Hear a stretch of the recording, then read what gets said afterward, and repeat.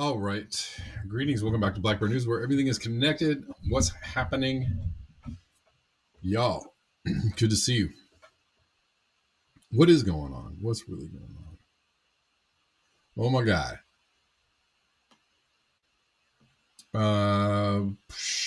Some people think that Gavin Newsom... I saw yesterday that Kamala Harris is thinking about running for governor in California. I don't know how that could possibly work. Meanwhile, one of the most loathed people is still governor in California. And you wonder how it is that people that are so hated by their own constituents can still hold power. They're either very adept liars, very adept cheaters, or both, or the electorate is just so asleep, catatonic, out of touch that they're like, I guess the guy that's still there, he's fine. I like him. He looks good. He looks like a nice guy.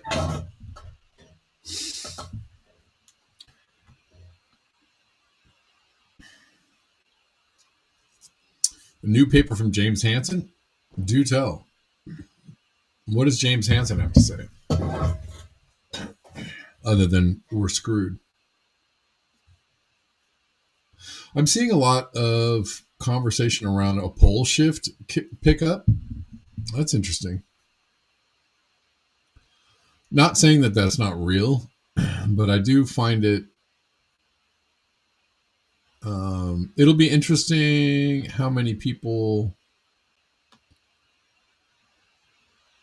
conflate a pole shift with climate change or blame, right? When climate change is becoming like very apparent, just so obvious. And it's kind of what it's already happening. That the things, that maybe might be difficult to blame all of the weather weirdness and all of the catastrophes going on things like HARP or alien space rays or something.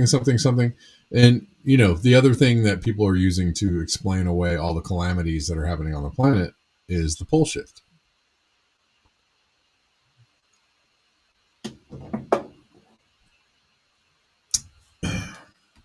Which there is evidence that it's happening, but if you're not really understanding the whole picture, then picture, that was good pop right there. I need a pop screen. I have a pop screen. Nobody send me a pop screen, please. I have one. I'm just not using it. You read that the poles are migrating. Rivers in Antarctica are apparently flowing uphill. Is that from James Hansen? Shoot, Judy Truitt, you're getting smoke. Electricity was off for 12 hours. You're getting smoke from fires. Oh, no. Oh, no. I hope you're all right. Is the power back on?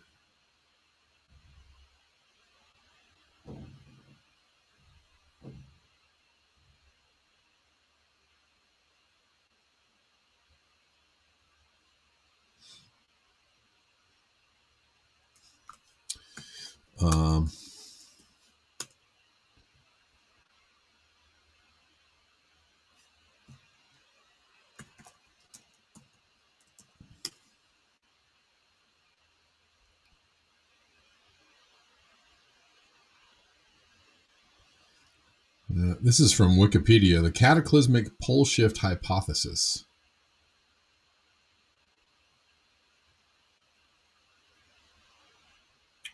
Still windy? Yeah. Be careful out there, Judy. Cataclysmic pole shift hypothesis is a pseudoscientific claim that there have been recent geologically rapid shifts in the axis of the rotation of Earth, causing calamities such as floods and tectonic events, or relatively rapid climate changes. There is evidence of precession and changes in axial tilt, but this change is on a much longer time scale and does not involve relative motion of the spin axis with respect to the planet. However, in what is known as true polar wander, the Earth rotates with respect to a fixed spin axis. Research shows that during the past 200 million years, a total true polar wander of some 30 degrees has occurred. But no rapid shifts in Earth's geographic axial pole were found during this period. A characteristic rate of true polar wander is 1 degree or less per million years, between approximately 790 and 810 million years ago, when the supercontinent Rodinia, or was that Patagonia, or whatever they called it, existed. Two geologically rapid phases of true polar wander may have occurred. In each of these, the magnetic poles of Earth shifted by approximately 55 degrees due to a large shift in the crust.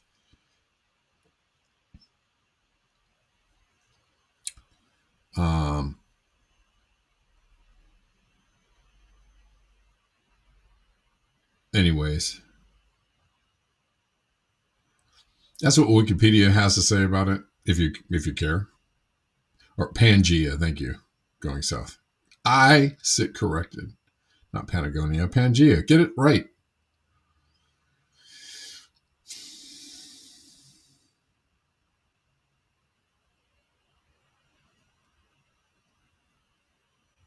Malcolm Young says, I'm a bit more concerned with the amount of ice piling up on the South Pole. It could become way more than was there before melting, and it might make us bottom heavy.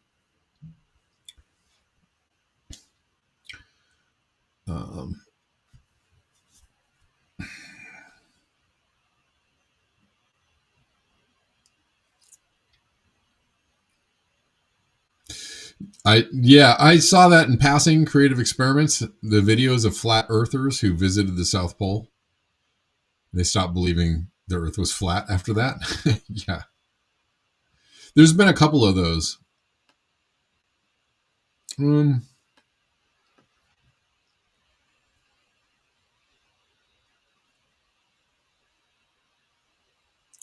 Joseph Wood says, pole shift is accelerated by the movement of materials and loss of biocomplexity. Sure.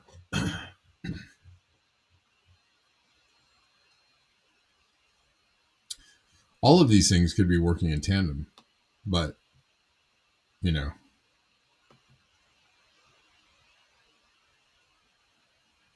lot of these things are theories that people discuss or believe are happening with, very little evidence. And it's cool. I'm down for,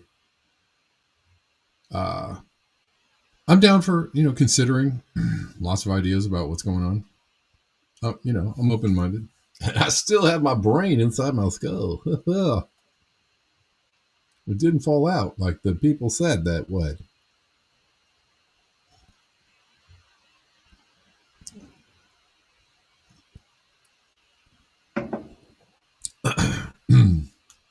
Anyways,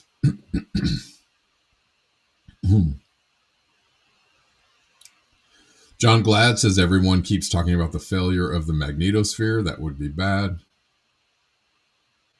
I mean, sure it would be bad. As I just read, and I get, again, Wikipedia, not the end all be all and factual knowledge.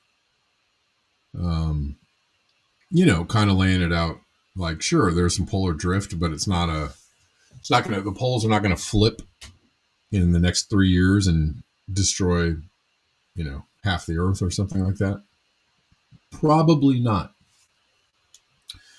High probability not. Probably higher probability that we get hit by an asteroid in the next 15 years than a pole shift. But, we shall see.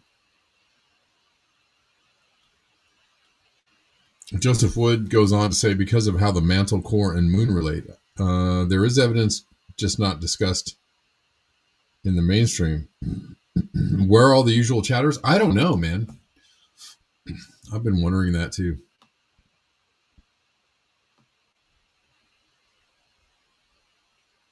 Not really sure if I've done something to appall people. I think I just am doing the same thing I do all the time. But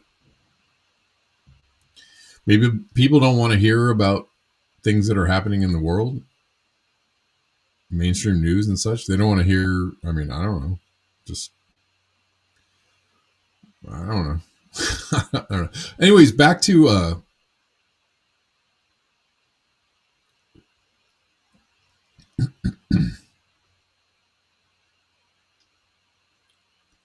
I see Malcolm Young.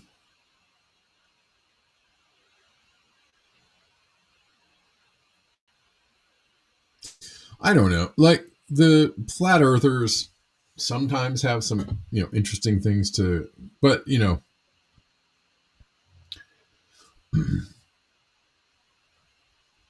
one of the simplest things I've ever heard, or simplest explanations for how things are I've ever heard, is that every other, you know, uh, celestial being or thing in the sky, every other planet, star, everything else, everything is round, is a ball, unless you're maybe talking about a black hole, which might be a disk, maybe. But it just doesn't make, it wouldn't make a lot of sense that we're flat and everything else is round, and the way that light works and such. But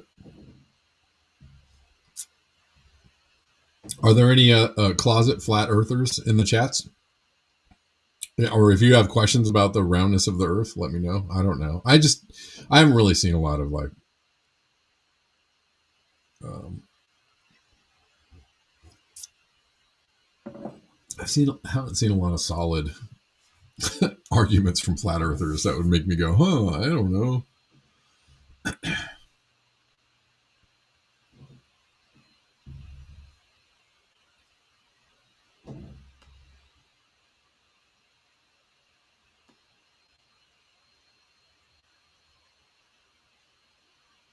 The seasons, the tides, things like that. I don't know how that works on a flat earth, on a flat plane. There's just like not a, anyways.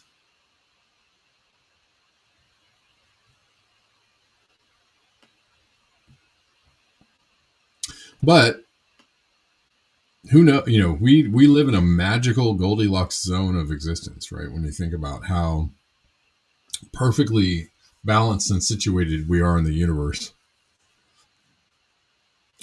Malcolm says I have zero time for flat earthers. Considering the absolute, phenomenal set of circumstances that have led to us existing just right here in this place and time,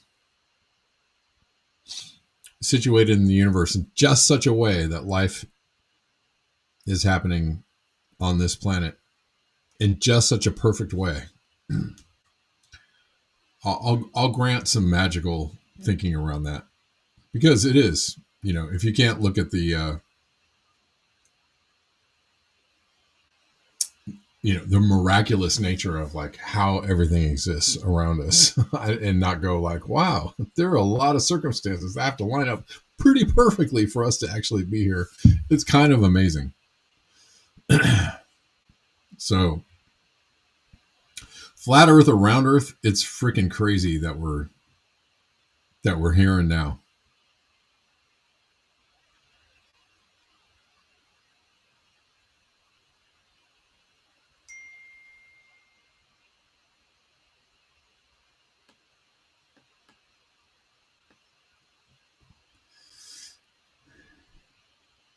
All right. So speaking of California, and I've wasted 20 minutes talking about things. um, So Gavin Newsom is up to his old shenanigans as far as kicking around the homeless and somehow continuing to look like a human being, which he really is not doing a good job of imitating, if I may say so. Anyways, here's the headline. Newsom wants cities to force homeless Californians to move camp every 3 days. Sounds fun for the homeless. Gavin Newsom has a new strategy to eliminate the large, long-standing homeless encampments that have been a thorn in his side throughout his administration. Push cities to make them illegal. This is on the Cal Matters website, by the way. And they are pretty, there's a lot of poking at Gavin Newsom and his horribleness in this. The governor on Monday called on every local government in the state to adopt ordinances that restrict public camping without delay. He provided a hypothetical model ordinance that lays out exactly what he'd like to see banned: camping in one place for more than 3 nights in a row. Good God. Building semi-permanent structures such as makeshift shacks on public property and blocking streets or sidewalks. We want to see this model ordinance across the state of California, Newsom said during a virtual news conference Monday. We want to see how quickly communities that have not adopted a local ordinance adopt it. On the other hand, some cities have gone too far. The governor cited Fremont's brief attempt to make aiding and abetting a homeless encampment illegal and need to right-size their ordinances, Newsom said. Well, you guys are too gruesome for Newsom. Newsom warned that cities should not prohibit camping everywhere at all times if no shelter beds are available, because that would be inhuman. And that they should prioritize shelter and services, of which $24 million allotted. Was it 24 million or 24 billion? I forget the number. A lot of money was allotted to help the homeless, and it seems to be, missing or unaccounted for, untraceable, mostly not spent on the homeless. But he didn't say anything about that. He said cities should store belongings confiscated during encampment sweeps and give their owners a chance to claim them. How humane. He urged cities to give encampment residents a 48-hour warning before a sweep. Again, the bigness of his heart, the largeness, should cause people to fall down and weep at his feet for his generosity and compassion. Though nothing about Newsom's Monday missive would force cities to adopt this camping ordinance or any other, Newsom suggested that there could be financial consequences for those that fail to address encampments. I'm not interested anymore, period, full stop, in funding failure, he said. Again, the man who runs the state that can't account for $24 million in missing homeless funds. 2 days before he was scheduled to release an updated budget proposal for the upcoming fiscal year. I want to see real results, and you'll see in my budget on Wednesday that we're going to hold that line. Newsom coupled Monday's announcement with an update on new funding that is supposed to help the sickest people on California streets. People with severe mental illnesses or struggling with addiction come indoors. He said his office has awarded $3.3 billion to create more than 5,000 residential treatment beds. Okay, and more than 21,800 outpatient treatment slots across California. $3.3 billion, huh? I'm telling you right now, 5,000 treatment beds and 21,000 treatment slots doesn't cost $3.3 billion. I'm telling you right now that doesn't cost $3 billion. Where's the rest of that money going, Gavin? A $6.4 billion bond that California voters approved of in March that's supposed to fund beds and mental health and addictions. $6 billion. That's supposed to fund beds and mental health and addiction services. $6 billion. Yeah, anyways. Do you know what a monumental amount of money $6 billion is?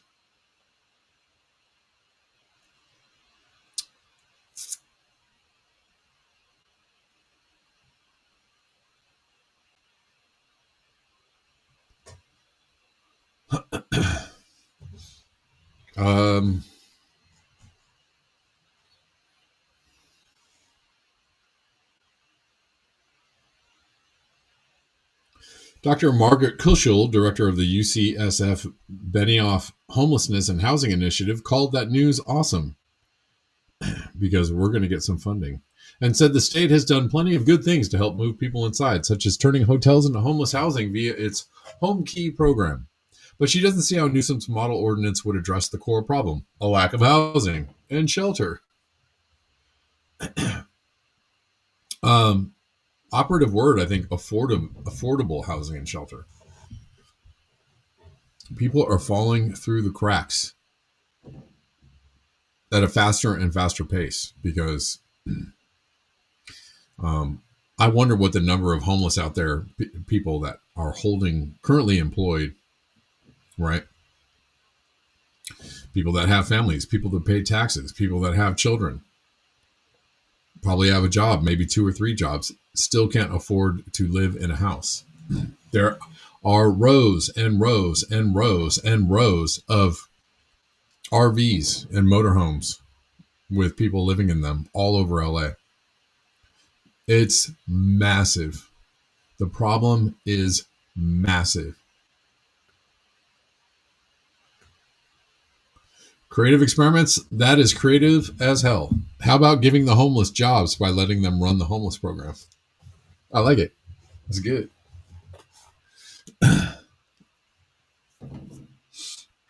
That's good.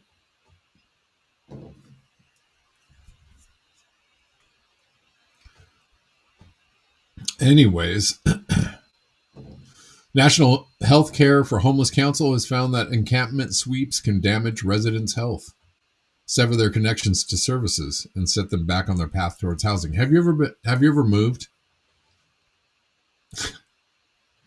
And every time you move, you have to you have to get your whole life together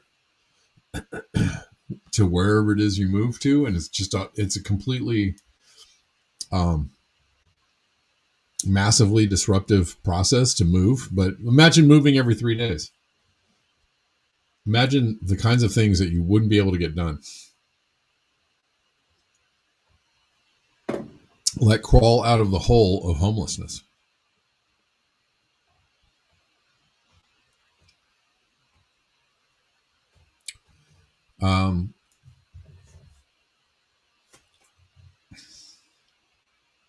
We know that disrupting people, making them move every 2 or 3 days, disrupting them from outreach workers who are desperately trying to engage with them and build their trust, it just makes things worse.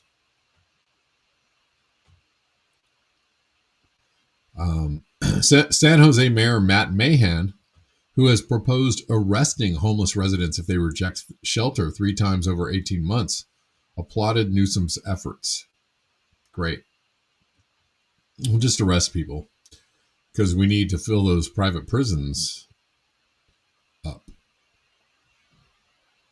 It's great to have the governor pushing alongside us to end the era of encampments, he said in a statement. To get the job done, we will need his leadership to ensure that every city provides its fair share of shelter options, and every county does the same for mental health and addiction treatment beds. All right.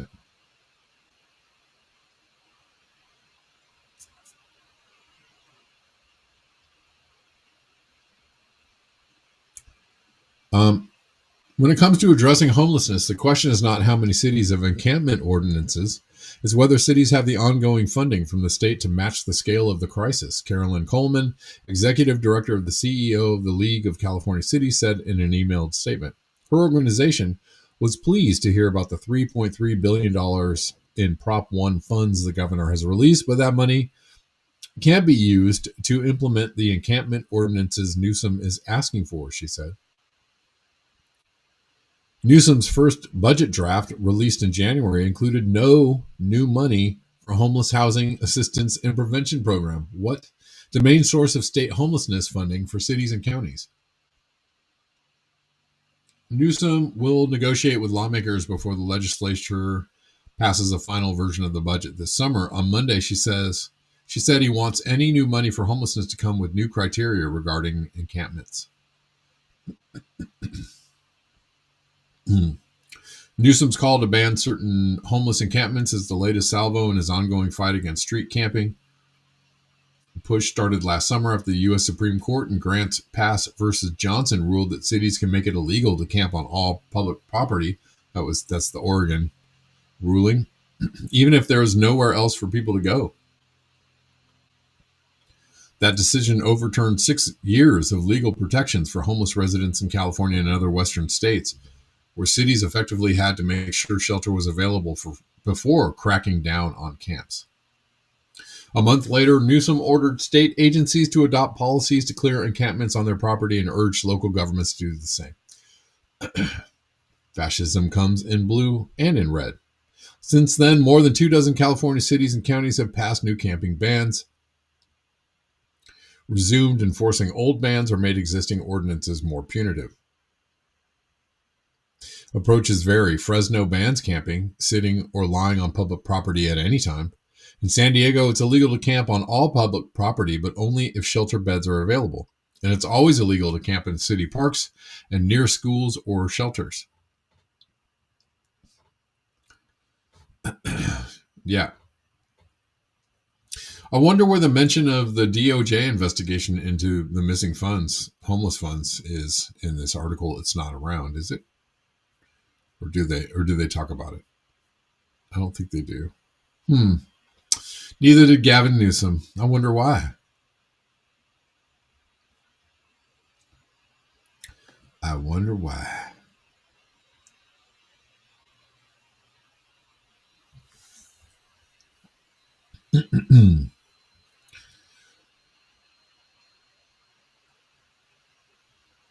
Oh, but Joseph Wood, that would be compassionate, kind, and have a lot of common sense involved. So they can't do that.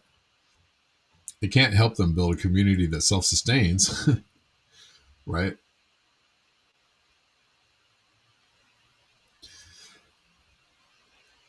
Absolutely not.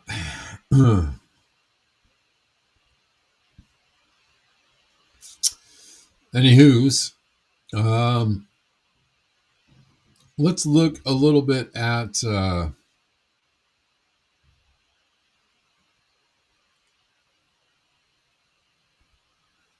some other discussions on what happened in Trump's Middle East visit in the last couple of days. Hold on.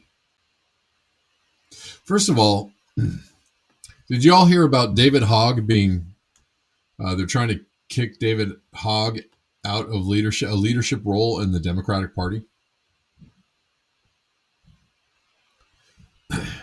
Because he actually wants real reform of the Democratic Party, and they don't want they really don't want anything to be reformed, because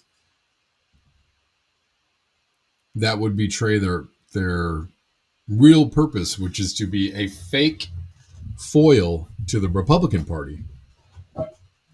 They might have to, at some point, admit that they're helping them, not opposing them. DNC takes steps towards ousting David Hogg as vice chair. Sabby Sab said, "What did I tell you? There's no reforming this party."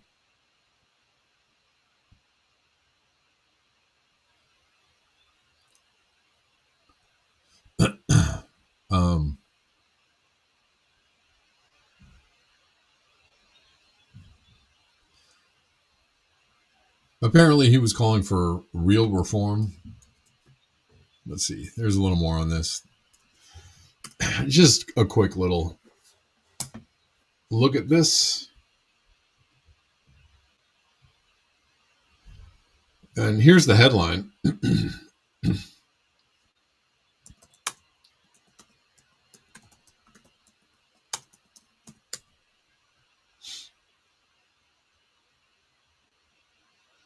DNC panel recommends redo a vote that elevated David Hogg to vice chair after procedural concerns. The recommendation could also affect the post held by Malcolm Kenyatta, a Pennsylvania state legislator.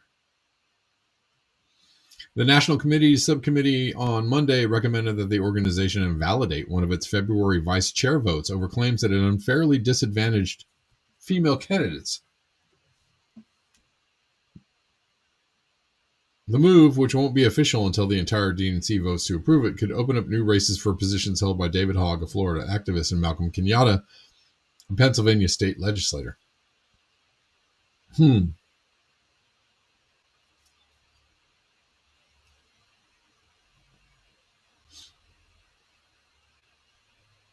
This is all happening as DNC Chairman Ken Martin has been separately pushing a reform that would require all party officers, including myself, to remain neutral in primaries, as Hogg has been signaling he's planning to take sides.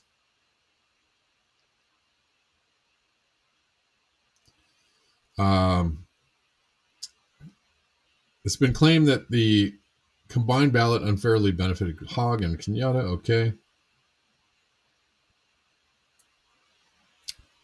Hold on one second.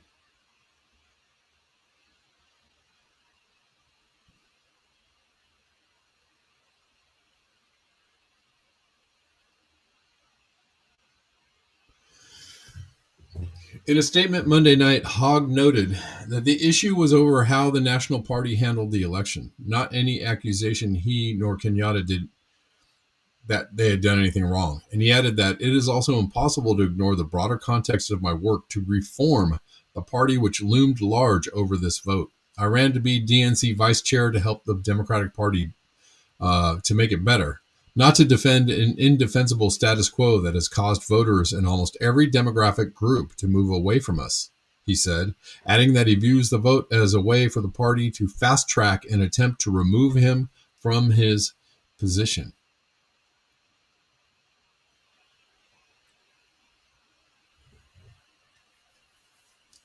There you go. Well, you're either going to fall in line or you're going to be out of the Democratic Party. And that's how that goes. Not that I'm a big fan of David Hogg, but apparently he wanted to reform the Democratic Party. And a lot of people have been saying they've wanted to reform the Democratic Party. And I guess the measure of how, sorry, that's a lot of noise. The measure of how really, how badly you really wanted to reform the Democratic Party, the measure of that is whether you get kicked out or not, right? Didn't Tulsi Gabbard get removed as DNC chair many years ago? And she sided with Bernie Sanders, and they were like, right? And if you're still in the party, and if you're still holding office in the party, that means that you have been co-opted, coerced, and corrupted. See AOC, and so many others, right? Ayanna Pressley.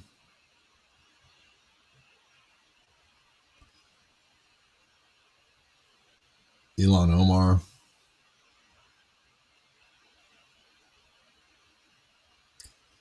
Wasserman Schultz. Yeah, one time she was the chair. I don't know if she still is. I don't know what she's doing. She's still in office, though. Let's see.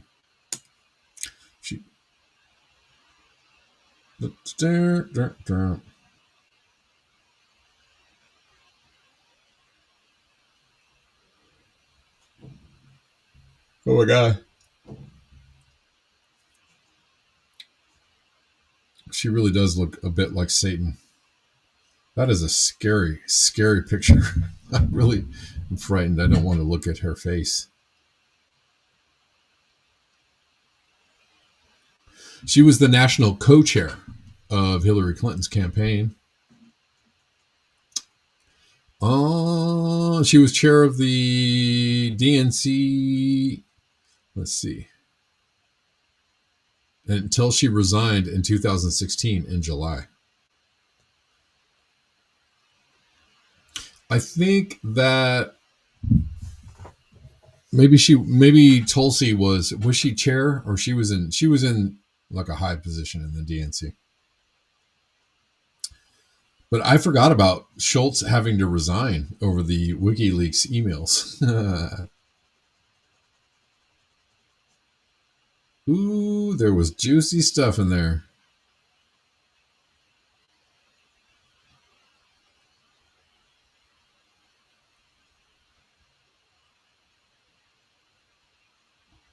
Let's see. Talked a little bit about, some of the goofiness of the Trump visit to the Middle East yesterday.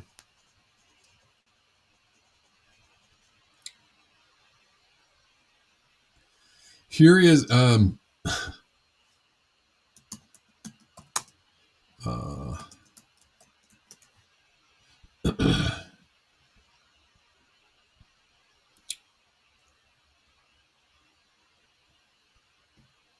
Sorry, let me see if I can get his name correct. Ahmed Al-Shara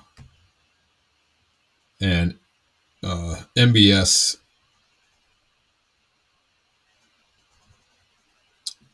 Mohammed bin Salman of Saudi Arabia. So here he is posing, smiling with the head choppers in charge.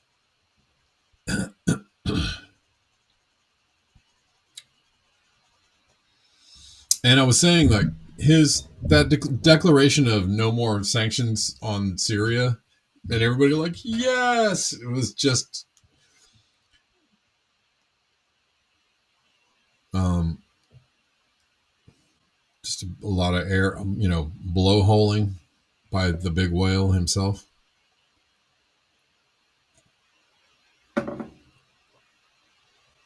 I mean, they're really just saying we support the current guy who's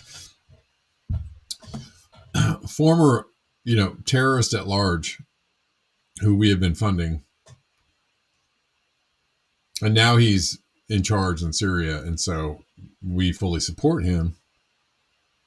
And we're telling you we're fully supporting him because we're taking away the sanctions on Syria, which is not a win for global sovereignty at all. Okay. Yes. What's next? The return of Juan Guaido. Right. Well, you know that Trump was a big supporter of Juan Guaido. He actually supported an attempt to overthrow Maduro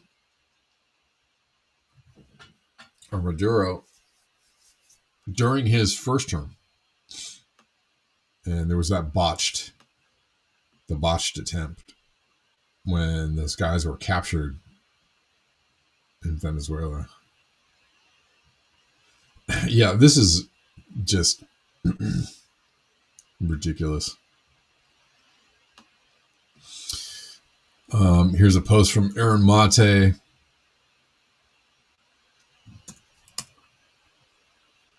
Excuse me.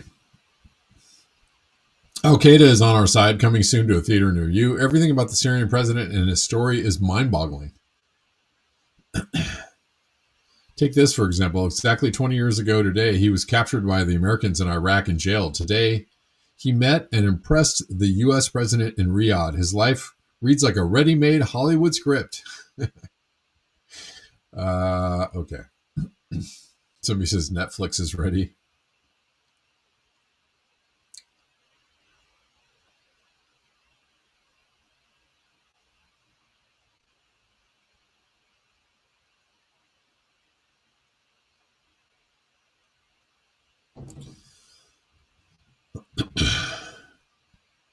Anyways, he's being embraced by Western leaders as the legitimate leader of Syria, even though we probably funded and helped him take control in Syria.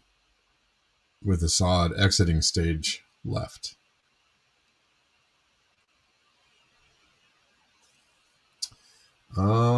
Here's another post about some of the business leaders that were in the Middle East that came in tow with Trump. It's not just Elon Musk that went to meet MBS and the government in Saudi Arabia. The CEOs of BlackRock, IBM, Amazon, Boeing, Google, Palantir, Halliburton, and more attended with Donald Trump. Donald Trump froze the enforcement of the Foreign Corrupt Practices Act, so I'm sure they'll all be thrilled that they can bribe the Saudis now to do business with them. If this happened under Biden, MAGA would be screeching for years. So supposedly, even though Elon is misspelled, supposedly all these people were there. I don't know. I don't know.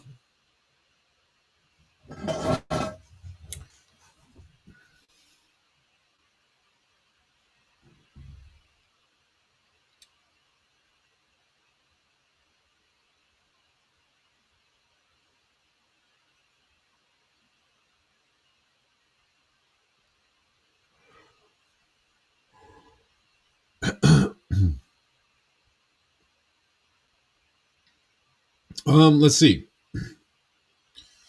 What else is going on? We're going to stay in Gaza for a moment.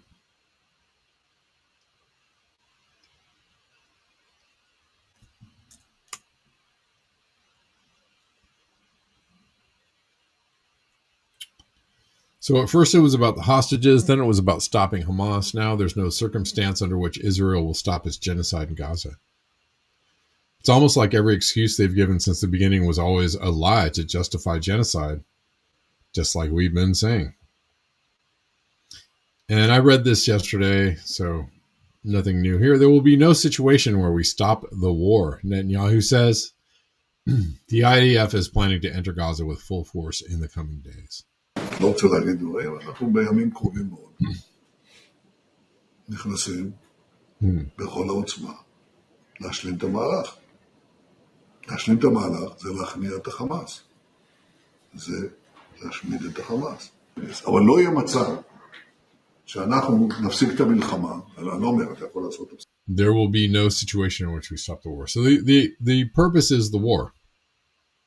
The intent is the war. The purpose is to take over Gaza,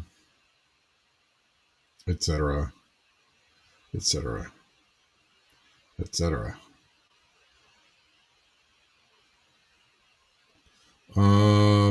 Drop site news uncovering the fact that Spain, for all its posturing as the good guys opposed to genocide, are still sending weapons to Israel.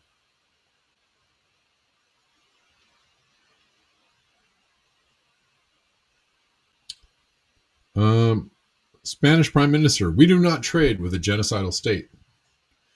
Spanish Prime Minister Pedro Sanchez declared today in Parliament that Spain would not resume trade with Israel, stating flatly, we do not trade with a genocidal state. And the crowd roars. Sanchez's government has taken a firm verbal stance against the arms trade with Israel, canceling contracts and claiming to enforce a weapons embargo since 2023.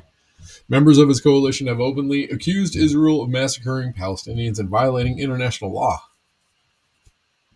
However, a joint investigation published earlier this year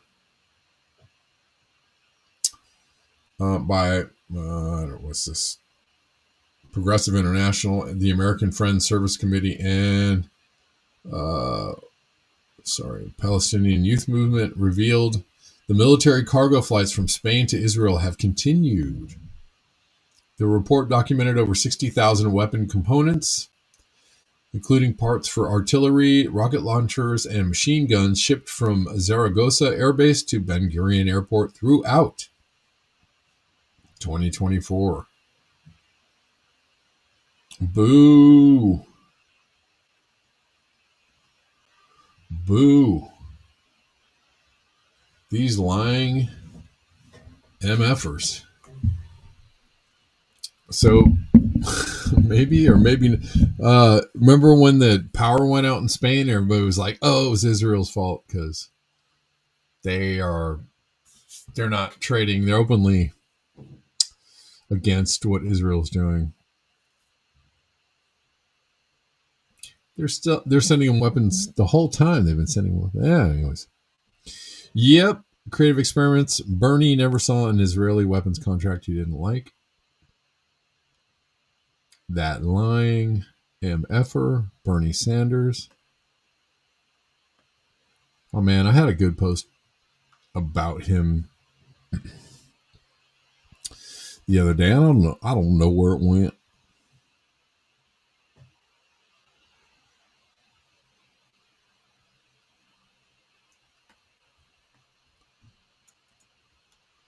We're getting kind of sliding into the end of the hour here. If you like this show, if you appreciate the show, coming to you for free 99 Monday through Friday. And you want to support this show, and we surely could use your support to keep the show going and keep this show free to all that dare to enter. If you want to support the show, there's lots of ways to do it. Lots of links in the description box of whatever platform you're watching on.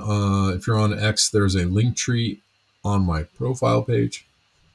All the regular links are there: PayPal, Venmo, Cash App, Zelle, Buy Me a Coffee, Ko-Fi, Patreon, Substack, etc. Many of you should support the show, have supported the show over the years, and do so on a regular basis. You know who you are, and I really appreciate you.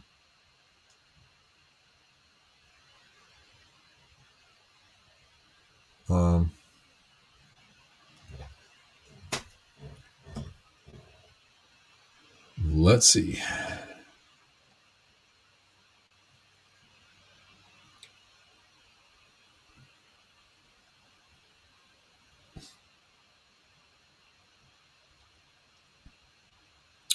Let's see.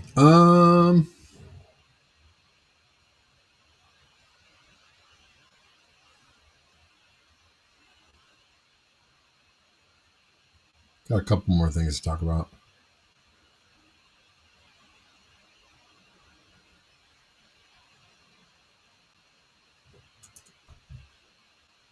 Yes, and the climate of the planet is falling apart. I don't know what else to say about it. I don't know what else to tell you other than it's happening. So.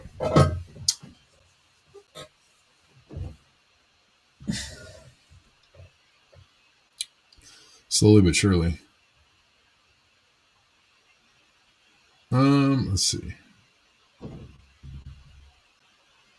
Oh, this is what I was going to show you. Ryan Christian. Did anybody watch these clips from Tucker Carlson? And this is Kurt Weldon, who's telling you about Libya and how we went in and killed him. And everybody's like, yeah, we knew this we knew this 10 years ago, bro. This is not new news. But revealing it on Tucker Carlson with Tucker Carlson doing his "tell me more" face. What are you saying? This is wild. These are wild allegations. What? This is news to me. I'm Tucker Carlson. And I'm a news person, but I don't know what's going on. So Last American Vagabond. So based on this pattern, we will likely be hearing all about the Zionist, globalist, technocratic takeover of the United States on the Tucker Carlson show, but in about 10 years, once it's all set firmly in place, and it will be a bombshell. Yeah, they're going to tell you all about it when it's, far too late. It's already, it might be too late now. They're telling you about, there's lots of people telling you about it now when it's already, we might be past the door being locked behind us part. But You never know. Steph C asked, besides Ron Paul. Ron Paul's Rand Paul is in Congress. I don't know. Ron Paul is not in Congress. His son is. What other activists do we have in Congress that oppose military contracts? I don't know. Once in a while, some random Republicans are like, well, maybe we shouldn't have so many money. But, I think they all do this as like feigned opposition. Why I'm blanking on his name, the libertarian guy, Kentucky. What's his name? Who likes to come out and act like he's not on the payroll of anybody, and he's just a free speecher and a free thinker. But Thomas Massey, right? Thomas Massey will come out and say, "Oh, maybe, I don't know." Somehow he's still in there. Let's see.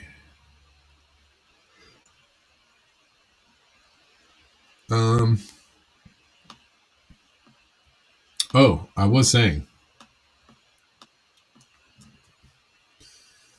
the planetary falling apartness continues. I mean, I could show these videos like a lot, and I don't know. They just happen every day. Severe flooding has forced the evacuation of Westernport Elementary.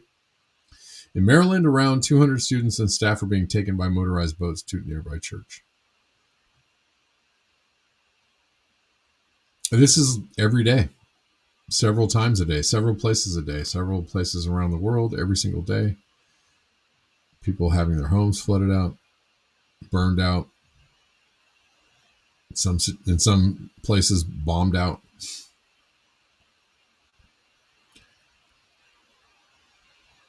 Which is wild to me.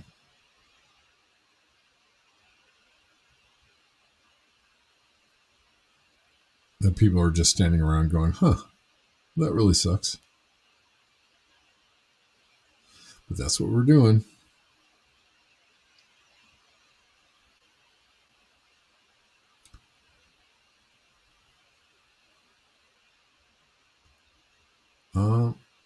Here's 7 C's.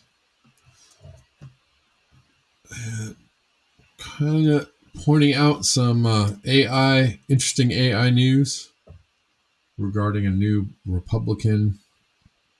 the budget reconciliation bill that gives AI powers to Howard Lutnick and prohibits states from regulating AI for 10 years.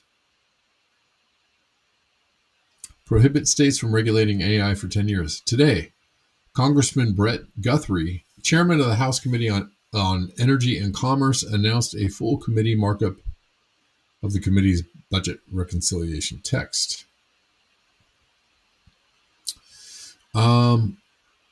Which contains legislation to ban state regulation of artificial intelligence systems that are installed by the current Secretary of Commerce, Howard Lutnick. Say what? It states the following: artificial intelligence and information technology modernization. Appropriation of funds, authorized uses to replace or modernize within the Department of Commerce legacy business systems with state-of-the-art commercial artificial intelligence systems and automated decision systems. Oh no. This will likely be Palantir or Elon's XAI. To facilitate within the Department of Commerce the adoption of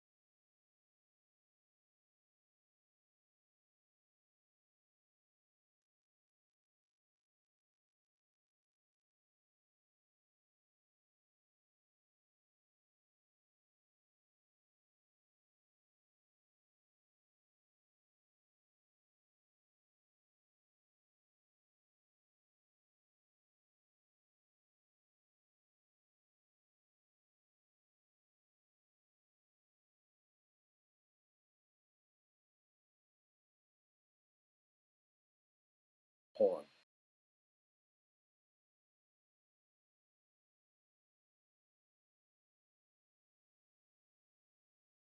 Sorry, guys.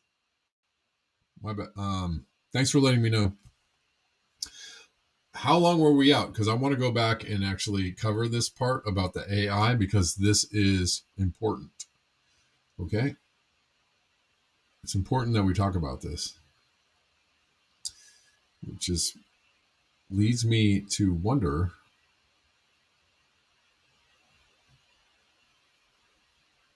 why it went out. So I'm back on, right? You can hear me and see me, yes?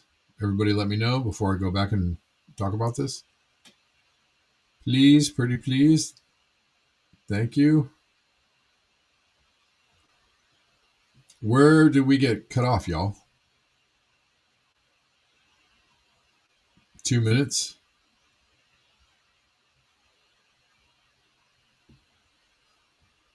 I really don't know where the video cut off, so I'm not sure. Are we back, you guys? Let me know if you can see and hear me, please, so I can continue to go forward. Missed all AI talk? Okay, got it. All right, we're going to go back to, okay, this is important.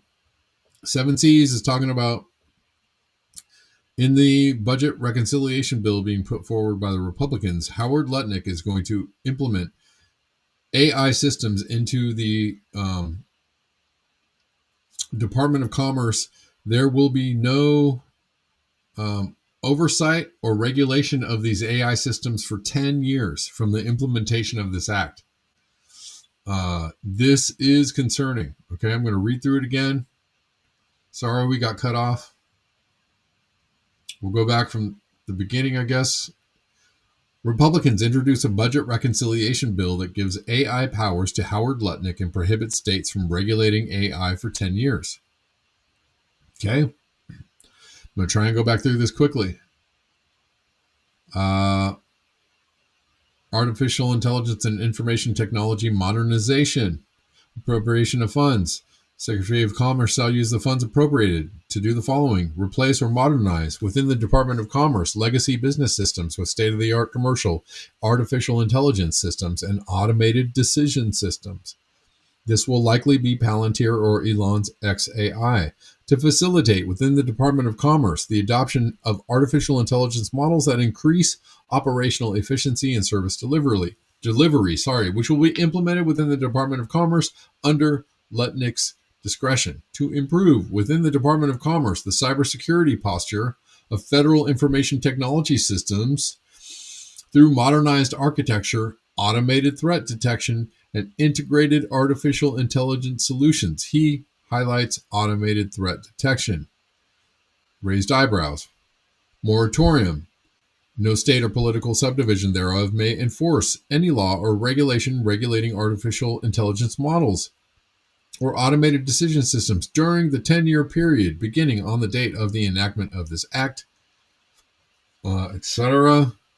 The primary purpose and effect of which is to remove legal impediments to or facilitate the deployment or operation of an artificial intelligence model, artificial intelligence system, or automated decision system. He's pointing out, remove legal impediments to an AI model, right?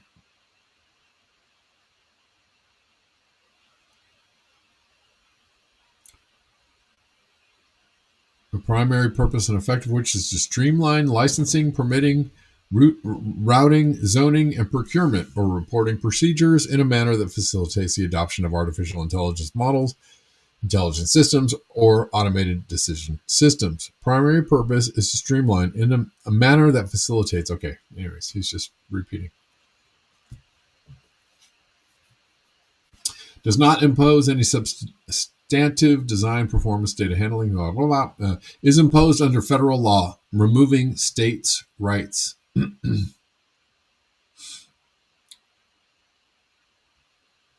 This is concerning. And this coincides, goes along with, supports the idea that Trump is here to usher in a technocratic AI driven panopticon type with a side of CBDC.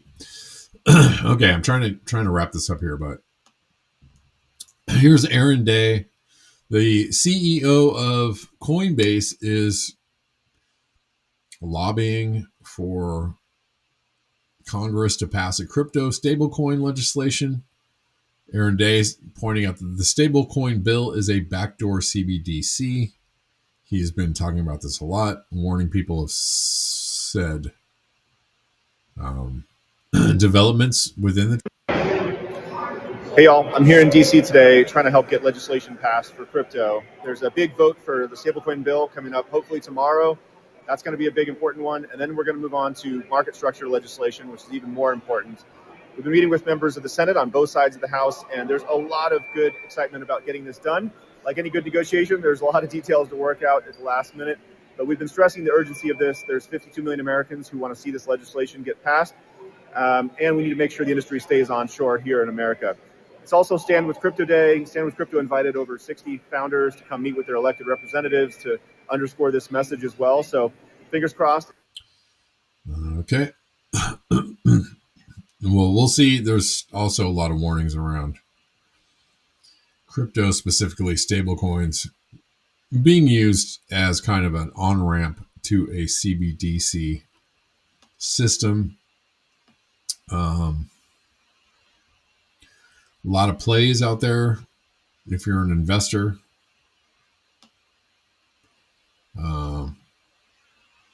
Obviously, a lot of people want to make money on this. But the ultimate goal is to be able to surveil and eventually control all of your financial transactions, to block them if they deem them something that they don't like. They're already doing that, by the way. Creative says crypto and AI is just more money for NVIDIA, not the people.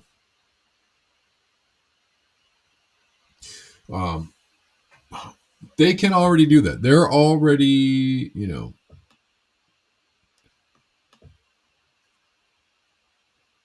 they can already block people from making certain transactions if they are against them. We'll see. I mean, Trump's supposedly the crypto president, but I haven't seen, I don't know that things have necessarily loosened up. I think it seems like everything has stayed just about the same, and I wouldn't be surprised if they even get more, become more controlled as he, goes forward being the crypto president, right? They should just call Bitcoin NVIDIA coin. Bitcoin is DARPA, says Salt Lakers. Yeah. And probably a decades long operation, right, to get people onto a transactional grid, right, onto a blockchain type grid. So it would make sense, right? Because Bitcoin comes out, it's free, it's freedom, it's free money without the controls outside of the system, and then all of a sudden it's nope. It is all about being in the system. It is their eventual control grid, right?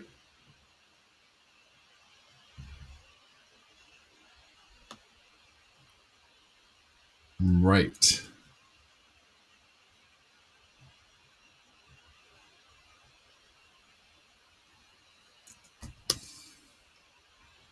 Well, even the internet is a DARPA creation, right?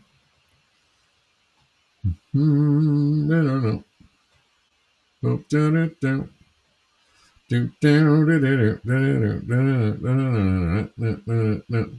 There's a claim that Bitcoin was created by DARPA, but this is disputed.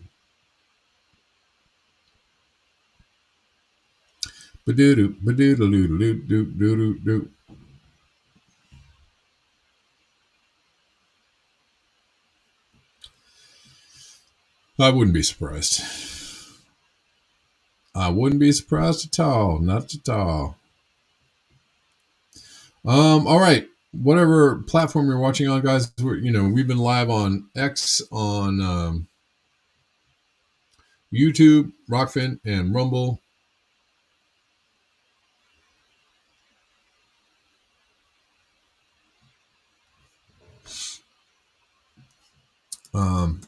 And if you enjoy the show and if you want to help the show out, please like up the videos, share the videos, retweet the videos, whatever you got to do, share them out there. It's all helpful. If you all can support in that way, that would be really great. All right. I've got to wrap it up now, y'all. But I will be back tomorrow at 12 p.m. Pacific.